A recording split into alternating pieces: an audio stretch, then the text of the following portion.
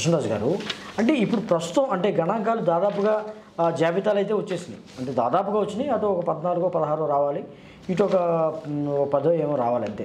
మిగతావి మొత్తానికి టోటల్గా చూసుకుంటే తెలుగుదేశం తరపున ఎవరు, బీజేపీ తరపున ఎవరు, లేకపోతే వైఎస్ఆర్సీపీ తరపున ఎవరు అనేది ఒక స్పష్టమైన వచ్చేసింది, ఫిగర్ అయితే వచ్చేసింది. అయితే ఫస్ట్ నుంచి చెప్తున్నారు జగన్మోహన్ రెడ్డి వై నాట్ 175 అని. ఈ టీంతో, ఈ జాబితాతో, ఈ సభ్యులతో ఈ వై నాట్ 175 సాధించే అవకాశం ఉందంటారా? అంటే వై నాట్ 75 సాధించడం అనేది సాధ్యమయ్యే పని కాదు. ఆ విషయం వాళ్ళకు కూడా తెలుసు. అయితే ఏంటంటే వాళ్ళు ఆ లక్ష్యంగా పెట్టుకొని వాళ్ళు ప్రయత్నం చేస్తున్నారు. అయితే మనం ఇప్పుడు ఏంటంటే ఇప్పుడు ఈ సర్వేలు చెప్తున్నాయంటే 115, 120, 125 అట్లాగా వస్తాయని చెప్పి చెప్తున్నారు వైసీపీ. బహుశా ఆ ఫిగర్కి అయితే ఎటువంటి డోకా ఉండకపోవచ్చు. కాబట్టి అంటే వచ్చే ఎన్నికల తర్వాత మళ్ళీ ప్రభుత్వం ఏర్పాటు చేయబోయేది జగన్మోహన్ రెడ్డిగానే చాలా స్పష్టంగా కనిపిస్తుంది. అయితే గట్టి ప్రతిపక్షం ఉంటుందా? గట్టి ప్రతిపక్షం ఉంటుందండి, ఉంటుంది. తర్వాత మళ్ళీ మీకు విడిపోతారు మీకు వాళ్ళు. తర్వాత ఏం చేస్తారంటే ఒకసారి నిజంగా వాళ్ళు ఈ వైసీపీ ప్రభుత్వం అధికారంలోకి వచ్చిన తర్వాత ఈ కూటమిలో చిలుకలు వస్తాయి. ఎందుకంటే ఇప్పటికే చిలుకలు వచ్చినాయి మీ కూటమిలో. బీజేపీలో కొంతమంది నాయకులు ఓపెన్గానే పార్టీ నాయకత్వానికి లెటర్ రాశారు, మనం ఇలా పొత్తు పెట్టుకోవడం వల్ల చంద్రబాబు నాయుడు మనం వెన్నుపోటు పుడుతున్నాడని చెప్పి ఒకళ్ళు వచ్చినాయి.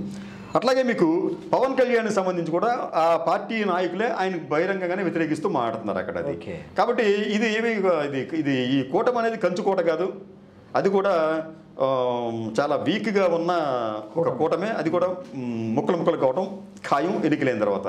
ఇక్కడ మనం ఇంకొక విషయం చూద్దాం సార్. ఇక్కడ ఈ కూటమికి ప్రాతినిధ్యం వహిస్తున్న నాయకులు చంద్రబాబు నాయుడు గారు, పవన్ కళ్యాణ్ గారు, పురంధేశ్వరి గారితో మనం తర్వాత మాట్లాడదాం. ఈ ఇద్దరు ఎందుకు ఒక విచిత్రమైన నాయకులు, వాళ్ళిద్దరు కూడా ఎందుకు విచిత్రమైన నాయకులు అంటానంటే బహుశా భారతదేశంలో ఎవరు కూడా ఇటువంటి వ్యక్తిత్వాన్ని, ఇటువంటి రాజకీయాలను చేయగల వాళ్ళు ఇంకెవరు లేరండి.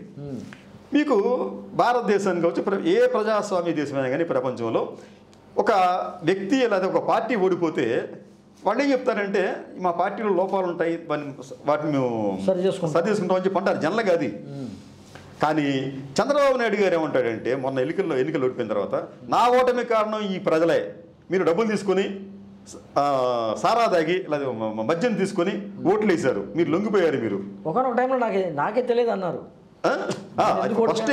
ఫస్ట్ ఆయనకి అర్థం కాలేదు, ఫస్ట్ మైండ్ బ్లాంక్ అయింది ఆయనకి. అది ఈ ఓటమికి కారణం నాకే తెలియని చెప్పాను. తర్వాత ఏం చేయాలంటే ప్రజల్ని తర్వాత అర్థమైంది ఆయనకి, నన్ను ఓడిచింది ప్రజలు కదా అని చెప్పి ప్రజల్ని నిందించడం ప్రారంభించాడు ఆయన. మీరు డబ్బులు తీసుకుని ఓట్లు వేశారు, మీరు మద్యం తగ్గ ఓట్లు వేశారు, మీకు అసలు బుద్ధి లేదు, మీరంతా గుంటూరు నుంచి వెళ్ళి హైదరాబాద్లో పాచి పనులు చేసుకోండి అంటే ఒక రకమైన ఉక్రోషంతో ఆయన అతను మాట్లాడారు. కానీ ఇట్లా ప్రపంచం ఎవరైనా అట్లా మాట్లాడతారా? ఏ రాజకీయ పార్టీ నాయకులు అట్లా ఎక్కడ మాట్లాడలేదు, ఈయన మాట్లాడతాడు ఆయన. ఇంకోటి ఏమంటే బీసీలు ఎవరిని కనిపిస్తే, నాయక బ్రాహ్మణులు కనిపిస్తే, బీసీలు కనిపిస్తే మీకు తోక కత్తిస్తామని చెప్పి అంటాడు. మీ ప్రత్యర్థి జగన్మోహన్ రెడ్డి బీసీలకు కొమ్ములు ఇస్తున్నాడు, ఆయన ఆత్మధైర్యం కల్పిస్తున్నాడు, మీరేమో తోకలు కత్తిరిస్తామని చెప్పి అంటున్నారు. మరి బీసీలు ఎవరిని నమ్ముతారు, ఎవరికి సపోర్ట్ చేస్తారు? కాబట్టి అది చంద్రబాబు నాయుడు వ్యక్తిత్వం. పవన్ కళ్యాణ్ వ్యక్తిత్వం మరింత విచిత్రం అనమాట. ఆయన ఏమంటాడంటే నేను 2 చోట్ల ఓడిపోయాను, నేను గెలిచింటే ఇట్లా ఉండేది అని చెప్తే, అంటే బాగానే ఉంది, కానీ దానికి కూడా కారణం మీరు నా సభలకు వస్తున్నారు, మీరు వచ్చి నా గురించి జై పవన్ అని చెప్పి అరుస్తున్నారు, మీరు నేను సీఎం కావాలని చెప్పి అంటున్నారు. కానీ ఇంటికి వెళ్ళి మా బాబాయ్ చెప్పాడు, మా నాన్న చెప్పాడు అని చెప్పి వేరే వైసీపీకి మీరు ఓట్లు వేశారు, మీరు డబ్బులు తీసుకున్నారు, మధ్యాహ్నం అమ్ముడిపోయారు అని చెప్పి ఆయన అంటున్నాడు. ఆయన అంటే టోటల్గా నాయకులు ప్రజలు, అంతేకాకుండా నాయకుల్ని కార్యకర్తలే కాకుండా పవన్ కళ్యాణ్ ఇంకొకటి ముందుకేసి ఒక బహిరంగ సభలో మీరు కొంతమంది నాయకులు ఉన్నారు మా పార్టీలో, వాళ్ళు పట్టుమని 10,000 ఓట్లు కూడా తెచ్చుకోలేరు, వాళ్ళందరికీ టికెట్లు కావాలని చెప్పి అంటారు, వాళ్ళు ఎట్లా ఇస్తారు టికెట్లు అని చెప్పి అంటాడు ఆయన. అంటే ఒకవైపు ఏమో చంద్రబాబు నాయుడు జనాన్ని దూషిస్తూ ఉంటే పవన్ కళ్యాణ్ గారు తన కార్యకర్తలని దూషిస్తాడు, ఆయన నాయకులను కూడా. అంటే ఇటువంటి విచిత్రమైన వ్యక్తిత్వం గల వారు నాయకులుగా ఎలాగా మనగలుగుతారు? కాబట్టి ఏంటంటే ప్రజలు ఎన్ని చూస్తారండి వాళ్ళు. మూడోది నాయకుడు వ్యక్తిత్వం కూడా చూస్తారు, ఖచ్చితంగా చూస్తారండి. అది మూడోది ఆ వ్యక్తిత్వం సంబంధించి చెప్పేది. అది జగన్మోహన్ రెడ్డి ఉన్నాయండి. జగన్మోహన్ రెడ్డి వ్యక్తిత్వం అనేది ఈ చంద్రబాబు నాయుడు గారి వర్గానికి సంబంధించిన మీడియా, తెలుగుదేశం పార్టీ ఎంత బ్యాడ్గా చెప్పినప్పటికీ కూడా జగన్మోహన్ రెడ్డి అంటే ఒక హీరోగా చాలామంది ప్రజలు భావిస్తున్నారు. అక్కడ ఈడు గట్టోడు రేవుడు అంటే చేస్తాడు అని చెప్పి ఒక పేరు వచ్చింది ఆయనకి. అది అంతేకాకుండా అతను అధికారంలోకి వచ్చిన తర్వాత ఎన్ని ఇబ్బందులు వచ్చినప్పుడు కూడా ఎవరికి ఏం చేయాలనుకుంటే చేశాడు ఆయన. పేదలకు ముఖ్యంగా ఇప్పుడు దాదాపు 2,70,000 కోట్ల రూపాయల నగదు నేరుగా బదిలీ చేశాడు ఆయన. ఇలాగ అనేక సంక్షేమ కార్యక్రమాలు చేశాడు. ఈరోజు పేదలందరూ హ్యాపీగా ఉన్నారు. తర్వాత పరిపాలనా సంస్కరణల కారణంగా ఈ పరిపాలన దగ్గరైంది ప్రతి ఇంటి గుమ్మానికి వస్తుంది. ఈ రోజున వైద్యులు వస్తున్నారు, నర్సులు వస్తున్నారు. చంద్రబాబు నాయుడు ప్రజల వద్దకు పాలన అని చెప్పి తీసుకెళ్ళలేకపోయాడు. కానీ జగన్మోహన్ రెడ్డి పాటలు చేయకుండానే ప్రజల వద్దకు పాలన తీసుకొచ్చాడు ఈ రోజున. అది జనం చూస్తున్నారండి అక్కడ. అది ప్రత్యక్షంగా వాళ్ళు అతను గట్స్ అన్నోడు, చెప్పింది చేస్తాడు అని చెప్పి. ఇప్పుడు అతనికి ఎంత నమ్మకం లేకపోతే 175కి 170 గెలుస్తామని చెప్పి చెప్పగలడు అతను. మూడోది, ఈ రన్నింగ్ రేసులో అంటే ఎలక్షన్స్ రన్నింగ్ రేసులో జగన్మోహన్ రెడ్డి మిగతా ప్రత్యర్థులుగా చాలా ముందున్నాడు ఆయన. ఇప్పటికే పరిగెడుతున్నాడు ఆయన. ఓకే, వీళ్ళు ఇంకెక్కడ కూర్చొని బూట్లు సర్దుకోవడం, లేసులు కట్టుకోవడం, ఇట్లా సన్నాహక సమావేశాలు పెట్టుకుంటారు ఇంకేళ్ళు. ఇప్పుడు కూడా సన్నాహక సమావేశాలు జరుగుతున్నాయి ఎక్కడైనా కానీ. రేపు ఏదో బీజేపీ జరుగుతుంది. ఎప్పుడో మీకు అక్టోబర్ 4వ తేదీన ఎప్పుడు వారాహి బయట కనిపించింది.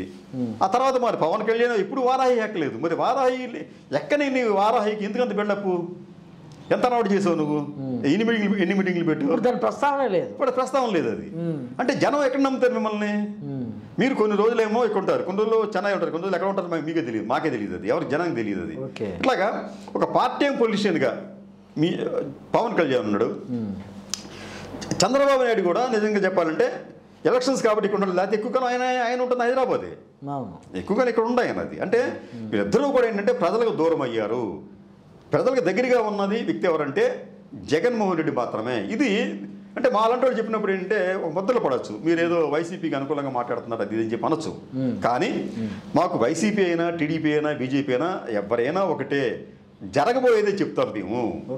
జరుగుతుంది గమనిస్తూ జరగబోయేది చెప్తాం. మీకు 2019 ఎన్నికల్లో కూడా ఆ ఎన్నికల్లో తెలుగుదేశం పార్టీ ఓడిపోతుంది అని చెప్పి 2018 మార్చిలో చెప్పాను నేను. వారికి 40 సీట్లు మించి రావని చెప్పి చెప్పినప్పుడు నన్ను కూడా ఇట్లాగే అన్నారు, కొంతమంది విమర్శించారు. ఈవెన్ టీడీపీ వాళ్ళు కూడా మీరు ఎట్లా చెప్తారని చెప్పన్నారు, మీరు వైసీపీకి అనుకూలంగా మాట్లాడారని చెప్పన్నారు. కానీ చివరికి చెప్పింది నిజమైంది. అది కాబట్టి ఏంటంటే అటువంటి ముద్రలు వేసే బదులు లోపాలు ఏమున్నాయో సరి చేసుకోండి, అది మేము చెప్పగలుగుతాం. అది ఇప్పటికైనా చాలా టైం. అంతే తప్ప మీ దగ్గర లోపాలు ఉంచుకొని, మీ దగ్గర బలహీనతలు ఉంచుకొని మీరు గెలుస్తారు అంటే మిమ్మల్ని మోసం చేయడం కాదు, మమ్మల్ని మేము కూడా మోసం చేసినట్టుగా అవుతుంది అక్కడ. కాబట్టి మేము మమ్మల్ని మేము మోసం చేసుకోము, ప్రజలను మోసం చేయము, మీకు చెప్పాల్సిన అవసరం మాకు లేదు. ఓకే, ఇది కృష్ణరాజు గారు చెప్తున్నారు. ఏదైతే 2024కు సంబంధించినటువంటి అభ్యర్థులు, వైసీపీ అభ్యర్థులు ఎవరైతే ఉన్నారో ఈ అభ్యర్థులు మొత్తం గెలుపు గుర్రాలు అయినే జగన్మోహన్ రెడ్డి భావిస్తున్నప్పటికీ కూడా ఖచ్చితంగా ఈసారి వచ్చేది మాత్రం వైసీపీ ప్రభుత్వమే. ఖచ్చితంగా వైసీపీ ప్రభుత్వం స్థాపించబోతుంది మళ్ళీ ఈ రాష్ట్రంలో కూడా మరి ఖరాఖండిగా చెప్తున్న పరిస్థితి చూస్తున్నాం. నమస్కారం. నమస్తే.